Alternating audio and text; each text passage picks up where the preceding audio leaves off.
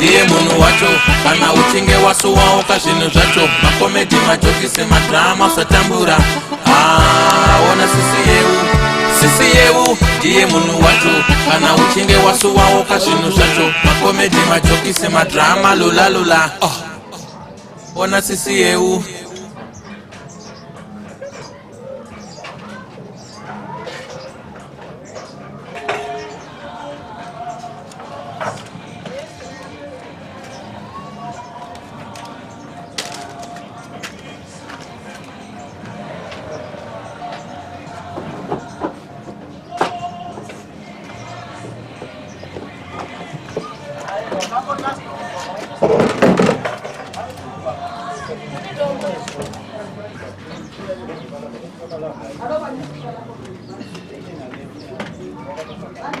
Hey, Sisio, why are you drinking this beer?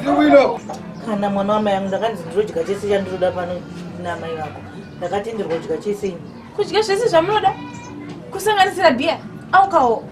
Ndakanzi ndinodya mwana wama yangu anobva vanondizondisa chichi. Zvino manje nyange zvikanzi makanzi munodya zvese munobva mamwa doro plus futi munoshanda sei uraiti nyange muchimwa doro kudaro? Mwana wama yangu aumboziya basa redu ratinoitera kutomboduri sopa. Baba vako ukatasa bhasiketi munhu vanongopurura kubva kune zvemukati. Amai vako vanongopurura kubva kune zvemukati newe unongopurura. Hazvitombodi ndiri sopa mwana wama yangu ndinongomboda ndatomboda ndiregererewo please. Ndiregererewo mwana wama yangu chokwadi ndakungotiwo mwana wangu vari kushupika kumusausa vaudze ndinopererwa nebasa mwana wama yangu. Haikona kudaroba. Wao une basa rero vanokutenga.